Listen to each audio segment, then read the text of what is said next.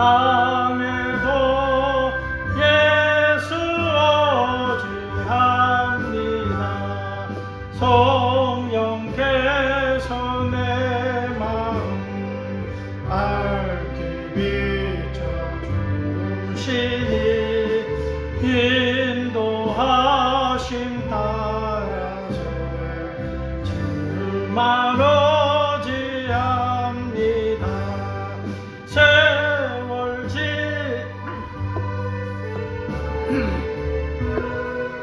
할 것뿐일세. 당에도 예수 어지합니다. 밝을 때의 노래와 어두울 때의 기도로 위태할 때 도움을 주께 간구합니다. 세월 지나갈수록 어지할 것뿐일세. 무슨 일을 당해도 예수 어지합니다. 생명 이슬 동안에 예수 어지합니다. 천국 올라가도 어지할 것뿐일세. 세월 지나갈수록 어지할 것뿐일세. 무슨 일을 당해도 예수 어지합니다.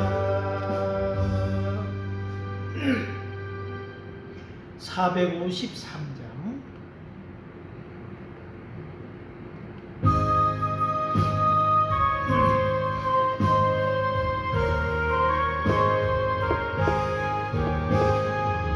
예수도 알기 원하네.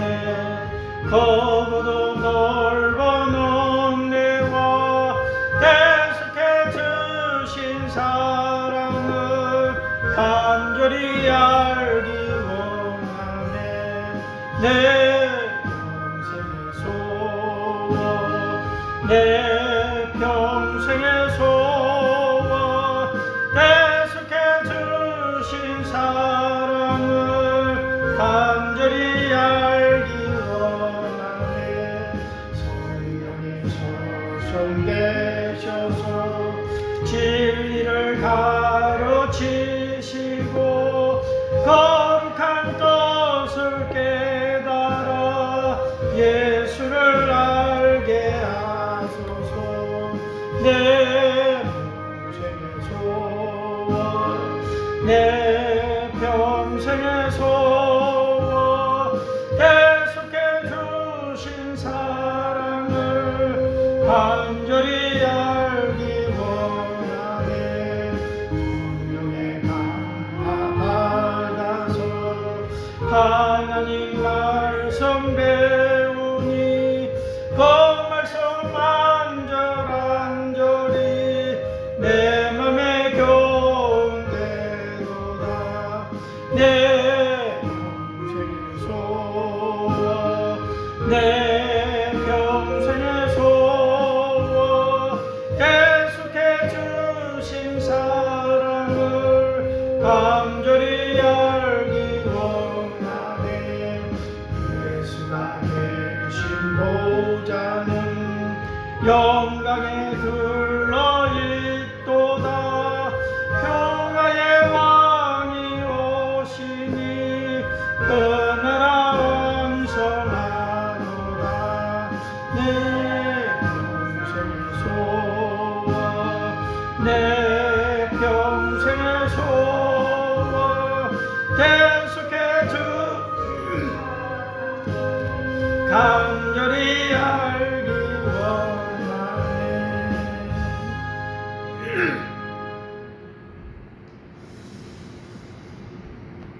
주 안에 있는 나에게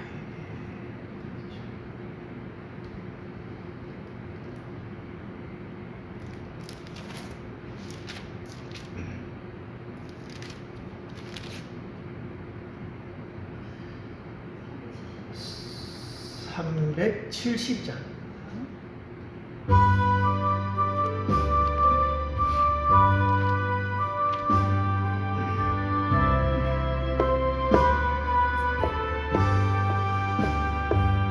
주 안에 있는 나에게 난 본신 미소야 십자가 밑에 나아가 내 짐을 풀었네 주님을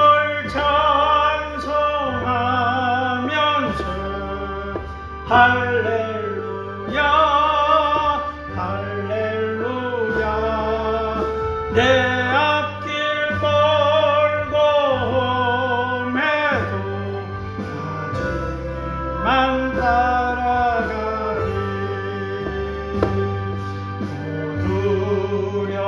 두려움이 명하여 내 기도 되었고 전날의 한숨 명하여 내 노래 되었네 주님을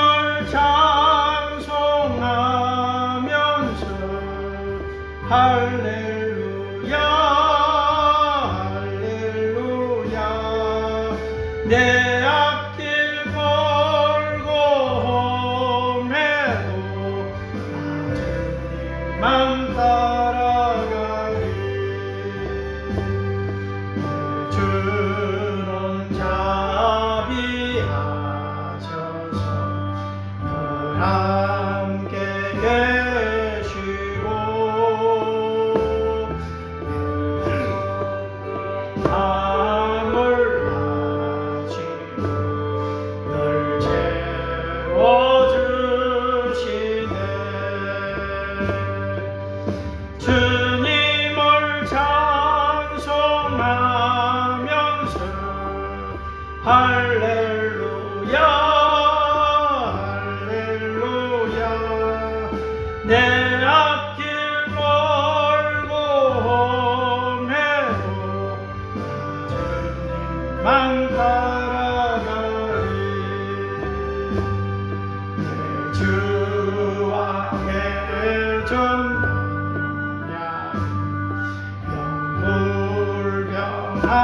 영불변하시니 그 날아가기까지 널 보호하시네 주님을 찬송하면서 할렐루야 할렐루야 내 앞길 멀고 험해도 나 주님만 따라가리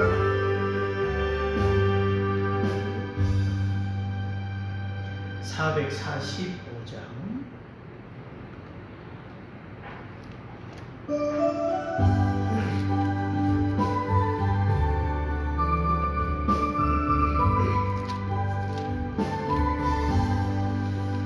대산을 넘어 험곡에 가도 네 가운데로 걸어가면 주께서 항상 지키시로 약속한 말씀 변치 않네 하늘의 영광 나의 맘속에 차고도 넘쳐 할렐루야를 힘차게 불러 영원히 주를 찬양하리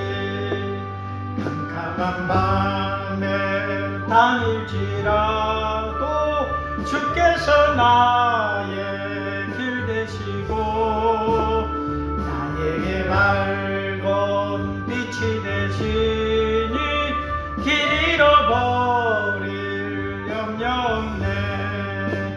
하늘의 영광 나의 맘속에 차고도 넘쳐 할렐루야를 힘차게 불러 영원히 주를 찬양하리. 광명한 금이 마음에 받아 찬란한 천국 바라보고 할렐루야를 힘차게 불러 날마다 빛에 걸어가리. 하늘의 영광 나의 맘속에 차고도 넘쳐 할렐루야를 힘차게 불러 영원히 주를 찬양하리. 하나님 우리 아버지 감사합니다. 우리의 사는 날 동안 인자와 성실을 베풀기를 그치지 아니하시는 하나님, 우리가 주의 은혜 가운데 진멸되지 않고 살아가는 줄 믿습니다. 오늘 긍휼과 자비를 우리에게 불어주셔서 하나님 앞에 온전히 예배하는 자로 설 수 있도록 성령으로 충만케 하시고 하나님의 은혜로 충만케 해주시기를 원합니다. 우리의 중심에 보이지 않지만 하나님이 계신 것 같이 아버지 하나님 믿음으로 바라고 확신하는 그 삶을 살아갈 수 있도록 도와주셔서 오직 하나님을 믿는 믿음 안에서 새 힘을 얻고 살아갈 용기를 얻고 우리의 절망 가운데 삶에서 다시금 일어설 수 있도록 하나님의 도우심을 믿는 백성으로 늘 살아갈 수 있도록 축복하여 주옵소서. 연약한 중에 부르짖는 성도들의 기도를 들어주시고 응답하시고 주의 넘치는 위로가 있게 해주시기를 원합니다. 오늘 주의 말씀이 양약이 되어서 우리 영혼을 강건케 하여 주시고 흩어져 또 처소에서 예배하는 우리 성도들의 또 예배 가운데도 함께 하여 주셔서 들음으로 믿음이 생기고 믿음으로 하나님을 기쁘시게 하는 삶을 살아갈 수 있도록 축복하여 주옵소서. 예수님 이름으로 기도하옵나이다. 아멘. 하나님 말씀 마태복음 2장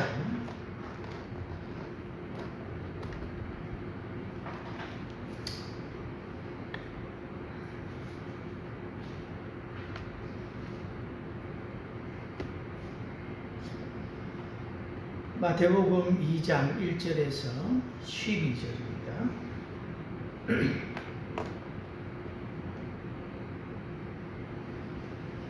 마태복음 2장 1절에서 12절 한 절씩 교독하겠습니다.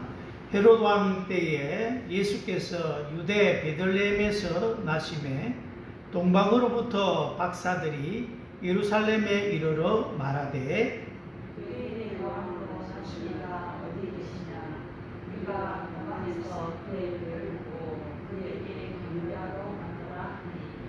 헤롯 왕과 온 예루살렘이 듣고 소동한지라.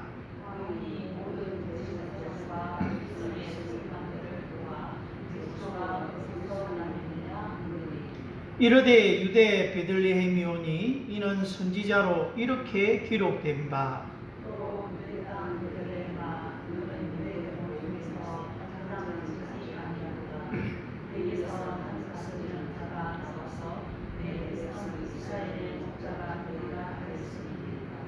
이에 헤롯이 가만히 박사들을 불러 별이 나타난 때를 자세히 묻고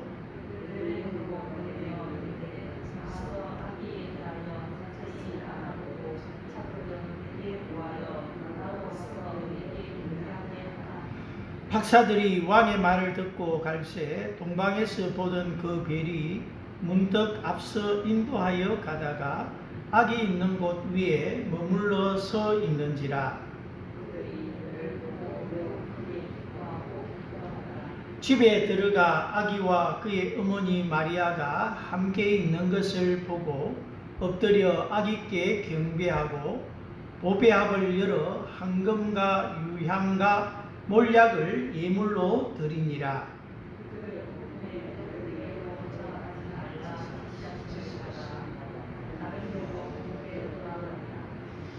아멘. 오늘 말씀에 등장하는 4명 혹은 4분류의 사람들을 통해서 어떤 신앙의 관점에서 한번 조명해 보도록 하겠습니다. 그들이 예수님을 대하여 어떤 태도를 가졌는지를 통해서 우리의 신앙을 점검해 보기를 원합니다. 첫 번째 사람은 헤롯 왕입니다. 헤롯 왕 1절에 헤롯 왕 때에 예수께서 유대 베들레헴에서 나셨다 그렇게 말씀하고 있습니다. 헤롯 왕 때에 이 성경에 보면 헤롯이라는 말이 굉장히 많이 나옵니다. 그래서 이 헤롯 왕인데 업적이 좀 많아서 헤롯 대왕으로 불려줍니다. 헤롯 대왕. 그의 아들들이 그가 10명의 부인을 거느렸어요. 10명의 부인 가운데 나머지 5명은 뭐 별로 영향력이 없어 제쳐두고 5명의 아들들 가운데 좀 그 지역을 차지했던 우리가 분봉왕들이죠. 분봉왕 아켈레오라고 하는 아들이 있습니다. 아켈레오 그리고 헤롯 안티파스라고 해요.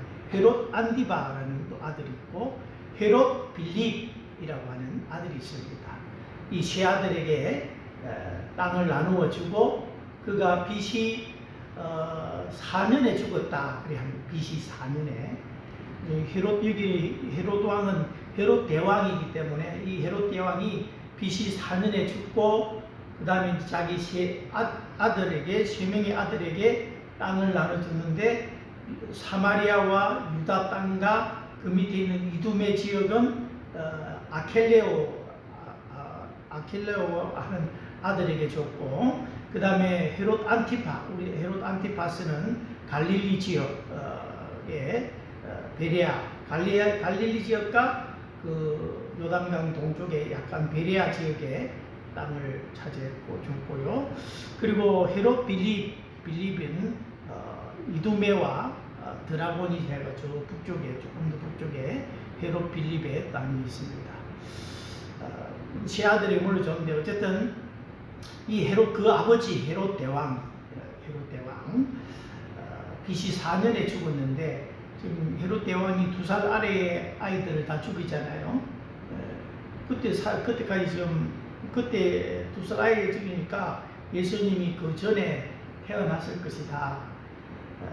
그 전에 태어났겠지요. 죽기 전에 태어났습니다. 그래서 예수님이 언제 태어났느냐 할 때에 우리가 지금 AD와 BC를 나눌 때에 그냥 1년 0 해가지고 1 해가지고 예수님 태어난 때부터 1, 2, 3, 4 해가지고 지금 2026년이잖아요. 그렇게 보잖아요. 그러나 이제 역사적으로 보면 정확하게 보면 아마 예수님은 BC 한 5년경에 태어났을 것이다. 그렇게 역사학자들은 그렇게 이야기를 합니다.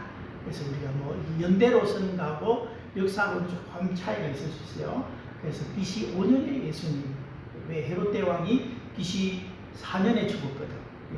자꾸 낮아질수록 4, 3, 2, 1 할 때 BC는 그렇죠.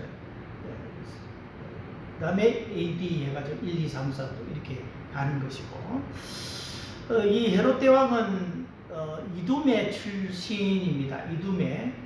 이두메는 에돔의 후예고 에돔은 에스의 후예지요. 야곱과 에서 야곱의 이제 후손들이 다 이스라엘을 이루고 있잖아요. 그죠? 야곱의. 그 다음에 에서 형이었지만 장자의 맹물을 팔아버리고 그냥 에스의 후손 에돔. 그 에돔의 그 다른 이름이 이두메거든. 이두메 그 출신이 이 헤롯 대왕이었어요. 물론 그 아버지도 있지만 어쨌든 이 헤롯 왕은 이두메 출신으로서 그 당시를 신약 성경을 다 지배하고 있는 시대는 로마 시대죠. 로마 시대. 요한계시록까지 다 로마 시대잖아요. 그죠? 사도 바울이 복음 전할 때도 로마 시대고 그 배경은 뒷배경은 로마 시대.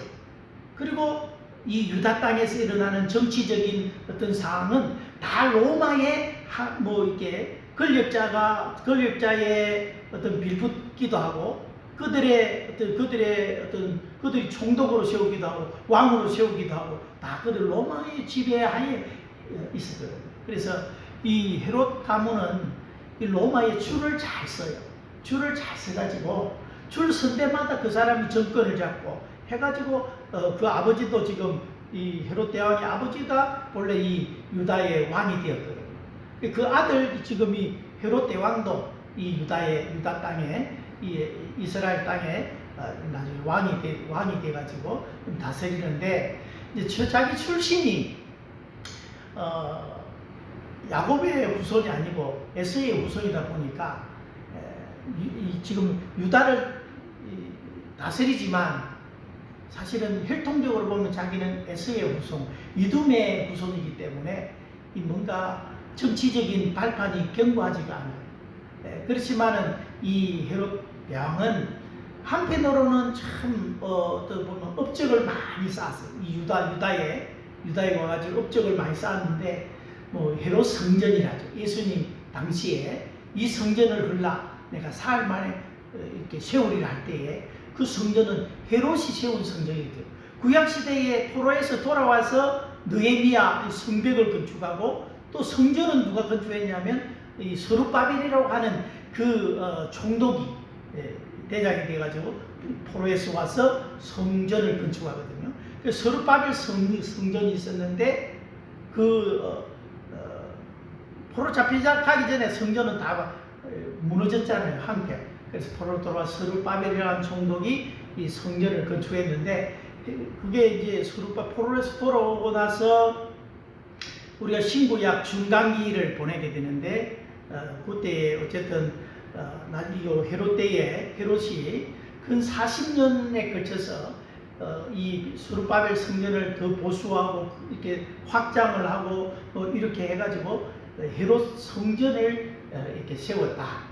물론 그때부터 나중에 완전히 완성된 것은 한 80년 후에 완성됐다고 그렇게 이야기하는 사람도 있습니다만 어쨌든 헤롯 성전을 세웠지요. 목욕탕, 극장, 무슨 영화관, 신전, 온갖 건축은 헤롯 대왕이 다 세웠어요.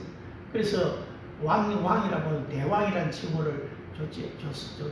그렇게 열심히 일을 했어요. 물론 백성들은 힘들었겠죠. 그죠?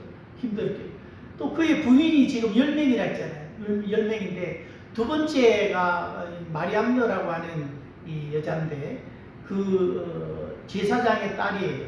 제사장 딸과 혼인함을 해서 어떻게 보면 반은 자기가 그래도 유대인의 어떤 관련이 있잖아요. 그런 식으로 결혼을 하기도 하고 그렇지만은 아주 자기의 어떤 왕권에 대한 위협 그런 것에 대한 늘 조바심, 광적인 뭔가 조바심을 가지고 있어서 이 두 번째 이 부인이 혹시 자기를 없애고 독살하고 자기 아들을 지 아들이지만은 왕으로 세울까 그래가지고 이 두 번째 아내도 죽여버리고 그 아들이 알렉산더와 아리스토블루스라는 두 아들이 있었는데 두 아들도 다 죽여버립니다. 그러니까 왕위에 대한 집착 그런 걸 병적으로 가지고 있었죠.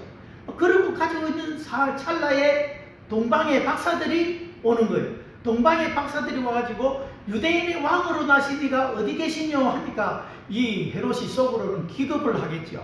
내가 지금 이 왕인데 그죠? 이 왕권을 유지하기 위해서 지금 어떤 일도 서슴지 않는 그런 사람인데 유대인의 왕이 태어났다고? 그럼 이 누구지? 하면서 이제 그렇게 나가는 거죠. 그래서 이 헤롯 대왕의 어떤 그런 배경을 알고 보면은 좀 더 잘 이해를 할 수 있습니다. 뭐 자세한 거는 접어두고, 헤롯 왕 때 예수께서 유대 베들레헴에서 나심에, 유대 베들레헴에서 나셨다. 동방으로부터 박사들이 와서 유대인의 왕으로 나신 네가 어디 계시냐. 그러니까 헤롯 왕이 뭐라고 이 종교 지도자들을 부르지요. 대제사장과 백성의 서기관들을 모아서 그리스도가 어디서 나느냐라고 묻습니다. 그리스도가 어디서 나겠냐라고 물으니까 유대 베들레헴에서 그렇게 난다고, 그렇게 미가서 5장 2절에 기록되었다고 그렇게 이야기를 하는 거죠. 그러니까 헤롯이 박사들을 가만히 불러서 별이 언제 나타났고 뭐 어째서 여기까지 나타 자세히 묻고, 너희가 가서 그 아기를 찾으면 나한테 먼저 기대를 해라. 나도 그에게 가서 경배하겠다. 그렇게 이야기를 하죠. 그러니까 헤롯이 지금 동방 박사들을 가만히 불러서 내가 너희가 가서 찾거든 나한테 알려달라. 그럼 내가 그에 가서 나도 그에게 경배하게 하라. 8절에 보면 경배하게 하라. 그렇게 이야기하는 거죠. 그러니까 이 정치가의 말을 우리가 온전하게 믿으면 안 되죠. 정말로 이 헤롯이 아기 예수를 찾으면 그를 경배하기 위해서 이렇게 찾으려고 했냐? 아니라는 것은 뒤에 다 드러나죠. 그가 나중에 박사들이 이제 하나님 지시를 받아서 헤롯에게 안 가고 딴 길로 해서 돌아가 버렸죠. 쏘은 줄 알고 2살 아래에 이 사내 아이들을 다 죽여버렸잖아요. 그죠? 그만큼 이 헤롯은 아주 강적인 사람이고 왕위에 집착하는 사람이고, 그런 가운데 대왕이라는 칭호는 얻었지만 백성들과의 어떤 알력, 그런 가운데 있을 거예요. 그런 관계가 좋지 못한 그런 관계 속에서 예수님이 헤롯 왕 때에 예루살렘에 나셨다.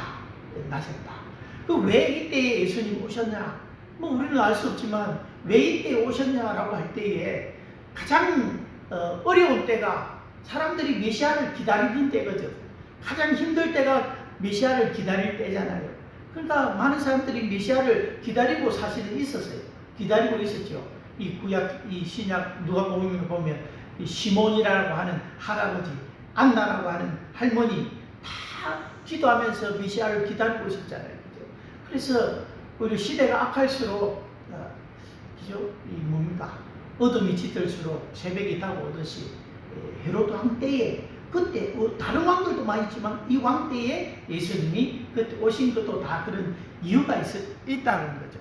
어쨌든 이 정치가이자 야망가, 그리고 자기의 그 집권력에 사로잡힌 헤롯 대왕은 아기 예수가 태어났다는 소식을 듣고 경배하고자 했지만 그는 스스로 속이는 것이고, 내가 왕인데 누가 왕이란 말이냐 하고 그 예수를 죽이려고 작정한, 속에는 칼을 품고 있는 그러한 정치가였다 하는 것을 우리는 보게 됩니다.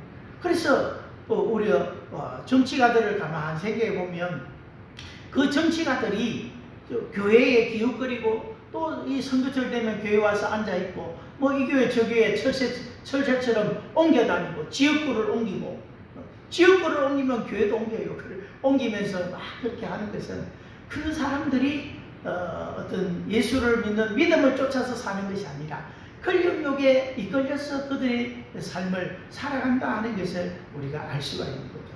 그래서 정치가 믿지 마라 그렇게 합니다만, 우리 한국에도 참 이 신앙인이면서 정치가들을 가만히 보면 우리 김영삼 대통령도 장로였고, 그죠?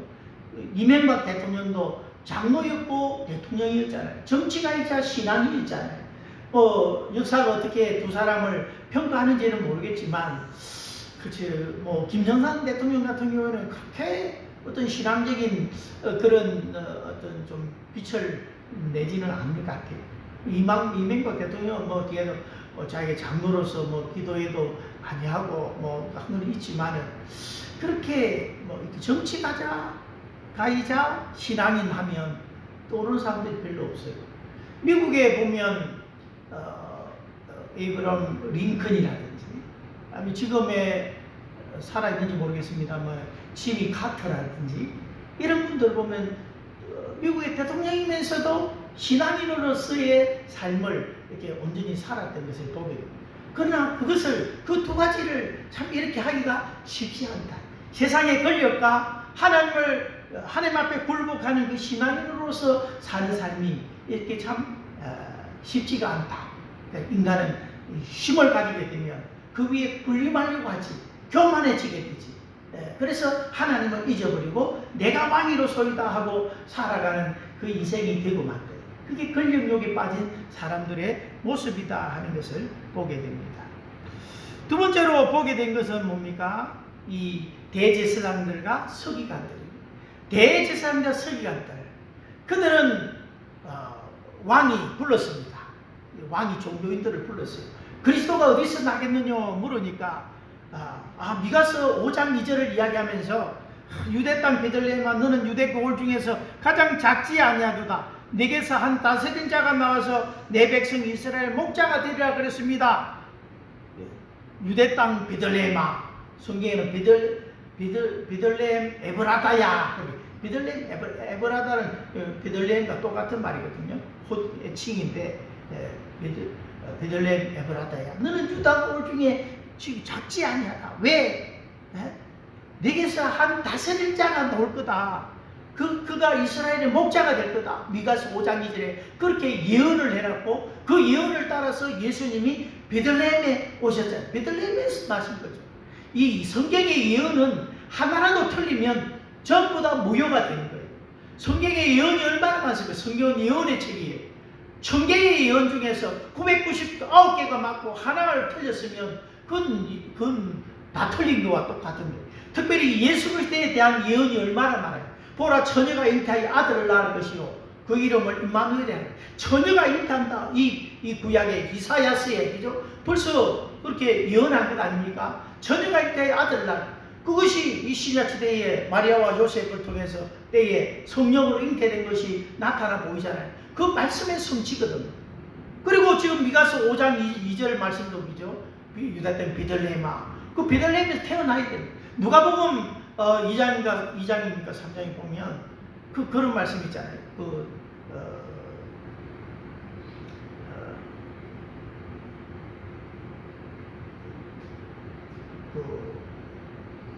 오늘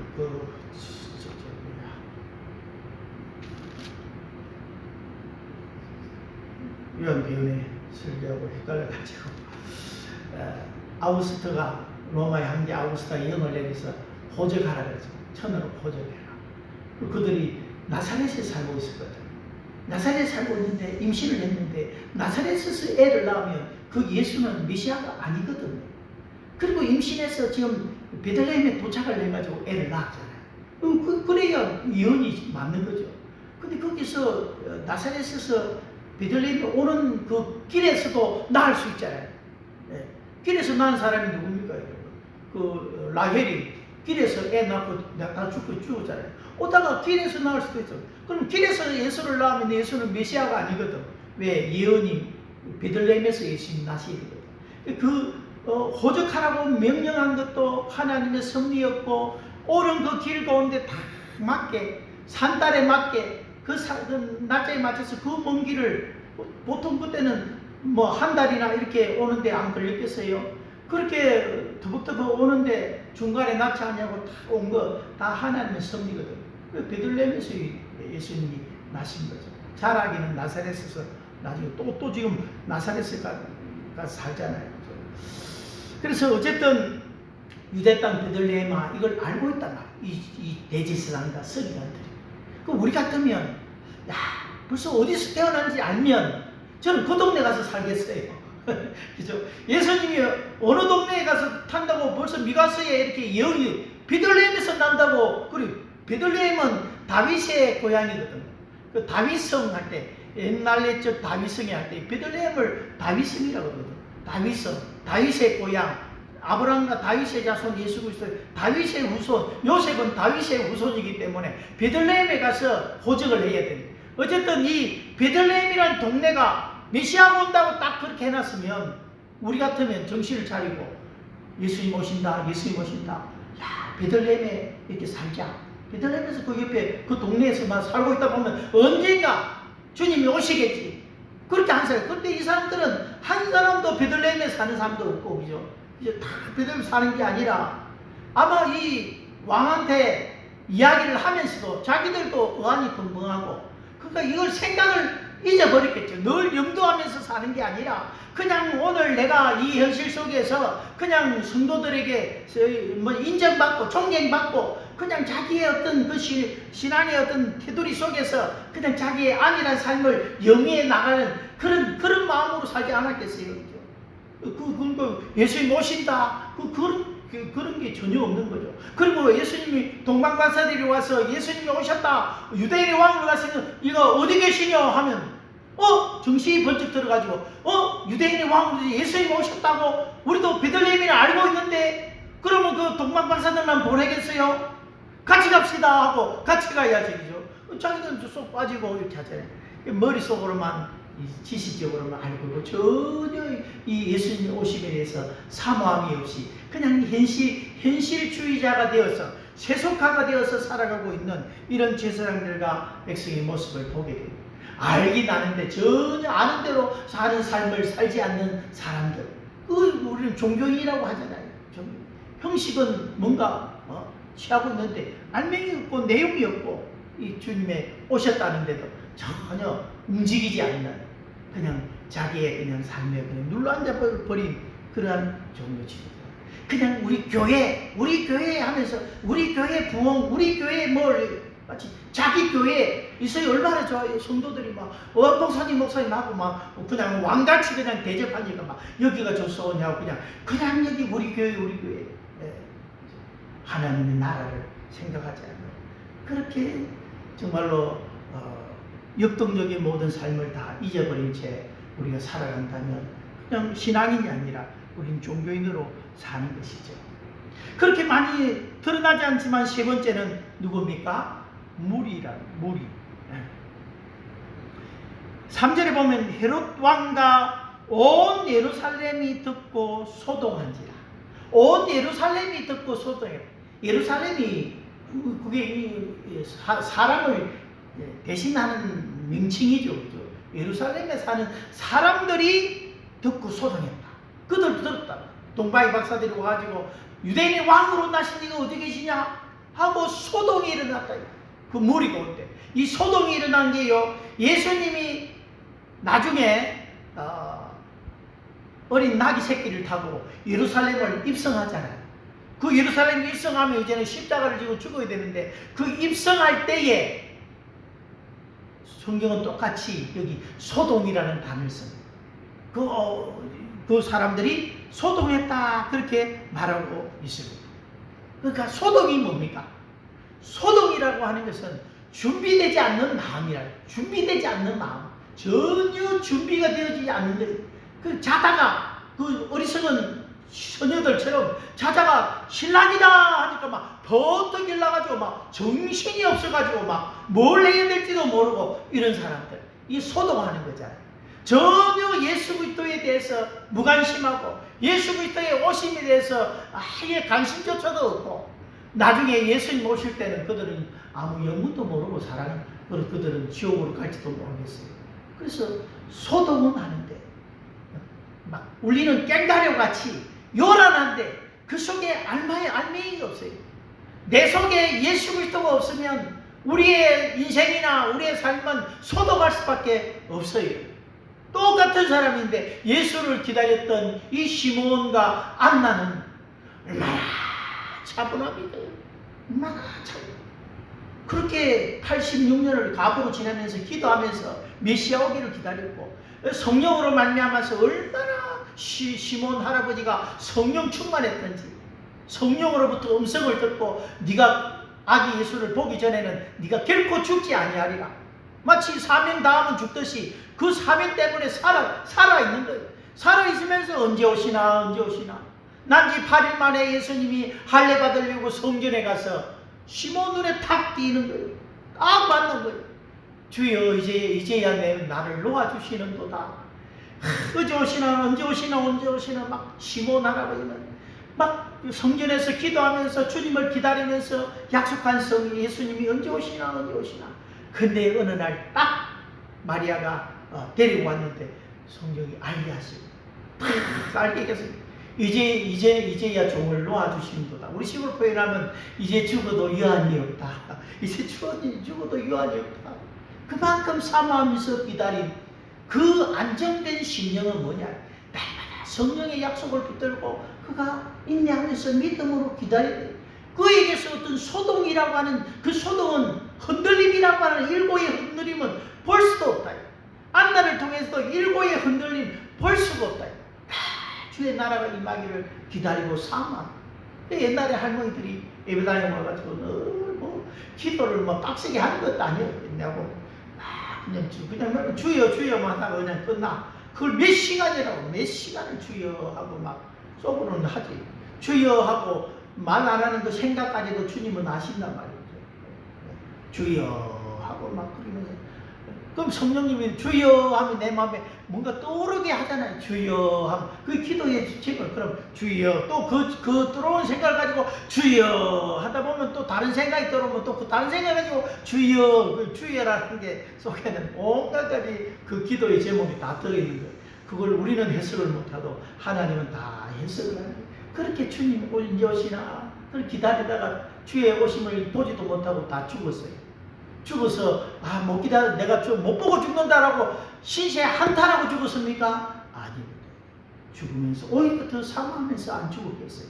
그런 사람의 마음은 소동이 없단 말이에요. 예수가 없고 준비되지 아니한 그 신앙의 삶 속에는 언제나 막 소동하면서 난리를 뭔가 요란한데 아무것도 없는 뻥이 그러한 그 온 예루살렘이 듣고 온 예루살렘 듣고 소동하지.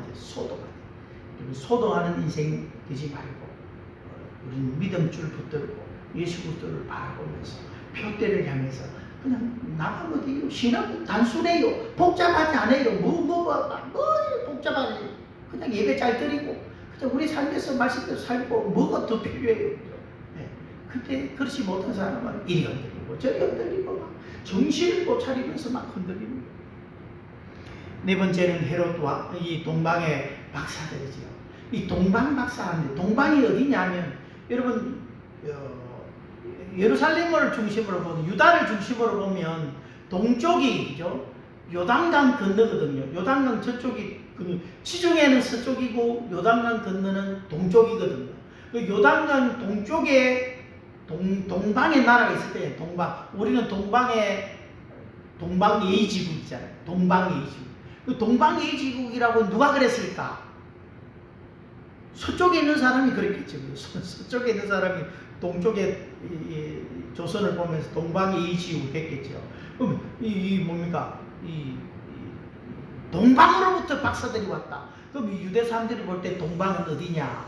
우리식으로 하면 가까이에는 이란, 이라크, 아니면 조금 더 멀리는 우리가 파키스탄, 인도, 뭐 이 정도 지역, 아니 페르시아 제국을 이루었던 그런 나라 지역의 박사니까요. 이 사람들은요 그냥 무당이 아니에요. 그냥 점치는 사람이 아니에요. 이 사람은 오늘날로 얘기하면 천체를 관찰하고 연구하는 그런 과학자와 비슷해요. 굉장히 지혜로운 사람들이에요.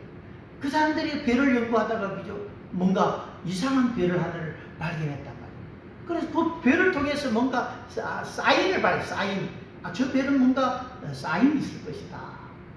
그 별이 그죠? 상징하는 것이 우리식으로 하면 성령 인도하잖아요. 그 별이라고 하는 것은 그들이 동쪽에 있다가 별이 서쪽으로 이렇게 오잖아요. 동쪽에 서쪽으로 이렇게 오면 그게 자연의 이시지요. 그럼 그 별 따라오는 거예요. 근데 여기 보니까 예루살렘에 그 별이 멈춰섰을 때, 여기 베들레헴에 멈춰섰다. 나중에 뒤에 박사들이 왕에 뭐 가서 찾으면 이야기해달라고 갔는데 문득 동방에서 보던 그 별이 문득 앞서 인도하여 가다가 악이 있는 곳 위에 머물러 섰느니라. 아니 별이 움직이다가 또 악이 있는 곳 위에 머물러 서 있네. 머물러 서 있네. 근데 또 이 베들레헴은 예루살렘에서 베들레헴은요 계속 이렇게 서쪽으로만 가는 게 아니고 다시 남동쪽으로 이렇게 또 움직임이 별이 왔다가 멈췄다가 다시 거꾸로 이렇게 약간 거꾸로 이렇게 내려갔다가 그렇게 그러니까 이건 어떤 그냥 천체적인 현상은 아니죠. 천체적인 별이 한쪽으로 이렇게 하는 거지 왔다 갔다 하진 않잖아요. 그래서 천체적인 현상보다는 이 별이 어쨌든 뭐 이들의 어떤 예수님이 머물러 있는 그곳에 인도를 했다. 그 인도를 쫓아가는데 어쨌든 그들이 그 먼 길을 따라서 뭔가 올 때는 그들 마음에 뭔가 믿음이 있어요. 믿음. 왕, 유대인의 왕, 그들이 와서 유대인의 왕으로 나신 네가 어디 계시냐라는 말을 보니까 뭔가 그 별 속에 감추어진 그 어떤 왕에 대한 뭔가 메시지를 그들은 가지고 있는 거죠. 예수 그리스도의 왕으로 되신 예수님이 오신다는 그런 메시지를 가지고 있는 거예요. 그 메시지를 가지고 있는데 어느 날 그 별이 나타나서 움직이니까 따라온 거예요. 그 먼 길을 와도 믿음이 있으니까 그 먼 길을 따라온 거예요. 여러분 믿음이 없으면 먼 길을 올 수가 없어요. 중간에서 다시 돌아오거나 환경이 안 좋으면 돌아오거나 그다음 먼 길을 온단 말이에요. 어떤 사람은 가장 먼 곳에서 제주도에서 뭐 서울까지 예배드리러 가는 사람도 있고 어떻게 멀리서 오더니 그래서 좀 멀리서 오면 얼마나 좋은지 몰라요. 이게 생각할 것도 많고 오면서 가면서 찬송하고 오면서 가면서 은혜 받을 때가 더 많아요. 그래서 어쨌든 믿음이 없이는 계속 멀리서 올 수 없잖아요. 그 믿음을 가지고 그들이 인내하면서 다 와서 왔는데 우식을 하면 하나님이 그것을 그들을 그대로 돌려보내지 않아요. 그대로 돌려보내지 않습니다. 하나님 그들이 은혜를 주셔서 그 별이 아기가 있는 곳 위에 머물러 서 있더라. 그럼 아기가 있는 곳이 어디냐? 이 마구간이 아니다. 마구간이 아닙니다. 아기가 있는 곳. 여러분 예수님이 베들레헴에 와서 마구간에 태어났다 그러죠. 마구간에 태어나서 말 고유에 누워 있었잖아요. 그건 방금 이제 태어났을 때 제일 처음에 이 말 구유를 방문한 사람이 누굽니까? 예루살렘 밖에서 베들레헴 밖에서 들판에서 양떼를 치는 양무리들이 천사의 그 보내심을 받아서 그들이 제일 먼저 아기 예수님을 봤잖아요. 그때 그들이 가는 곳은 마구간이었어요. 그러나 동방의 박사들이 지금 와서 아기가 있는 곳에 왔을 때는 그때가 아니에요. 훨씬 시간이 많이 지났어요. 어떤 사람은 1년에서 2년 지났다고 그랬어요. 그 힌트가 뭐냐면 헤롯이 자기가 쏘은 줄을 알고 2살 아래의 사내는 다 죽이려 했거든. 그러니까 벌써 예수님이 태어난 다음에 1년이나 2년이 지났을 거다 그렇게 생각하는 거예요. 그 1년이나 2년 지났을 때 예수님은 아마 그 베들레헴의 어떤 집에 계속해서 머물러 있었겠죠. 그때 뭐 일어나서 아장아장 걷고 있었는지도 몰라요. 거기에 있는 예수님 머무는 곳에 별이 멈추었었다. 그래서 그들이 별을 보고 가장 크게 기뻐하더라. 그렇게 이야기하더라. 그 별이 우리 식으로 하면 성령의 역할을 하는 거죠. 성령이 우리를 인도하시고 우리 매 순간순간마다 고민마다 문제마다 우리가 어디로 가지? 갈 길을 몰라 헤매일 때 성령께서 우리에게 깨닫게 하시고 알게 하시고 우리의 걸음걸음 인도해 주실 때 우리가 그것을 가장 기뻐하게 되는 것이죠. 그래서 그들은 아기께 경배했다. 아기께 경배했다는 것은 뭡니까? 그 아기 예수가 유대인의 왕이기 때문에 경배하는 거예요.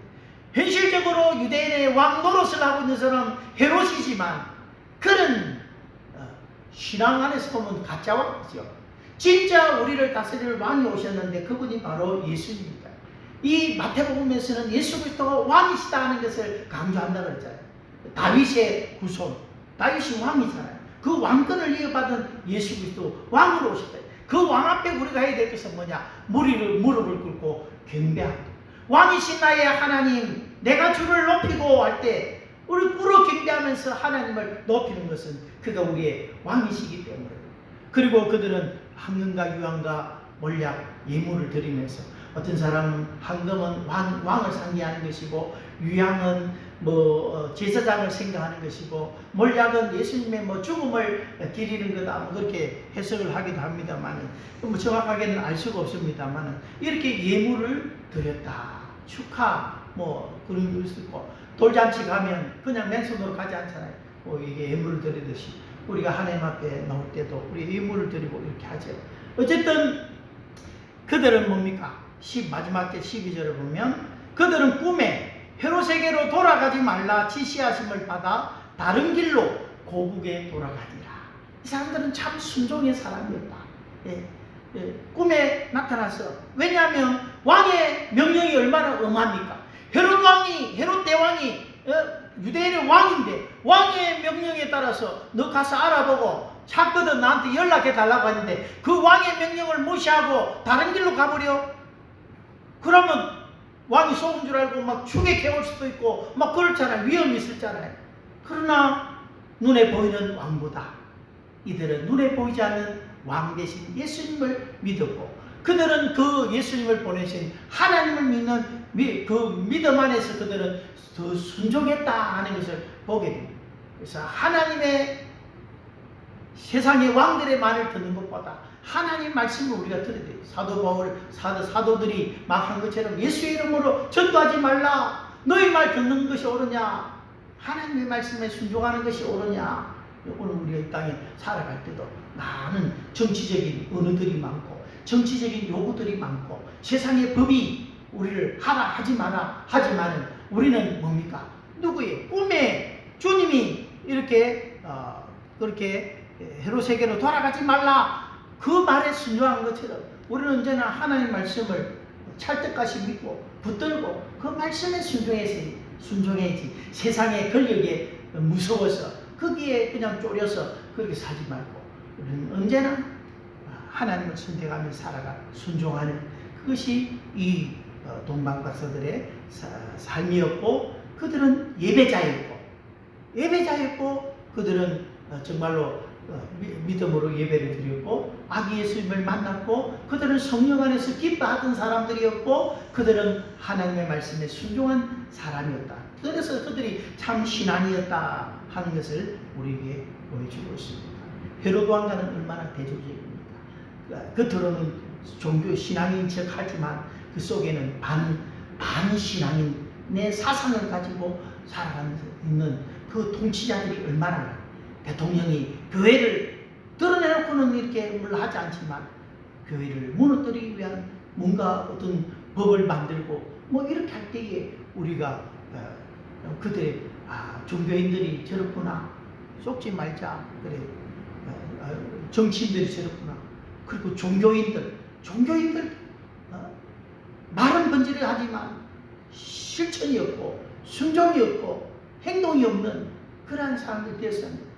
무리 같은 사람, 일반 백성들, 소동만 하는 사람들, 예수 그리스도가 중심이 없으니까 그냥 이리 보면 이리 저리 보면서 휩쓸려서 내 신앙의 줏대가 없이 내 신앙의 가치관이 없으니까 그냥 이 말하면 정말 그런가 저 말하면 저런가 흔들리는 사람, 매일매일 소동하는 사람. 그러나 예수를 붙들고 우리의 삶에 우리의 마음에 질서 있게 우리는 살아야 되고 동방박사들처럼 믿음으로 정말로 순종하고 예배하고 그렇게 기뻐하는 신앙의 삶을 살아가는 우리 성도들이 되어야 될 줄 믿습니다. 기도하겠습니다. 하나님 우리 아버지, 예수님이 오셨다고 유대인들이 종교인들이 말한 것이 아니라 이방인들이 그 먼 동방의 어느 나라에서 별을 보고 와서 유대인의 왕이 나셨다고 하는 소리를 듣고 각각 반응하는 그 반응들을 우리는 살펴보았습니다. 하나님, 비슷하게도 우리는 오신 예수님뿐만 아니라 이제는 다시 오실 예수님을 우리는 기다리고 있습니다. 어떤 마음의 자세를 가지고 우리는 기다리고 있습니다. 이 네 부류의 사람 가운데 나는 어떤 부류의 사람입니까? 하나님 아버지, 참 믿음과 신앙을 가지고 하나님 앞에서 진실로 순종하는 믿음의 삶을 살아가고 하나님을 그렇게 예배하는 인생 될 수 있도록 축복하여 주시옵소서. 이제는 죽으시고 부활하신 우리 구주 예수 그리스도의 크신 은혜와 아버지의 사랑과 성령의 충만함이 오늘 함께 예배하는 우리 모든 하나님의 권속들 10년 가운데 이제로부터 영원토록 함께 계실지어다. 아멘.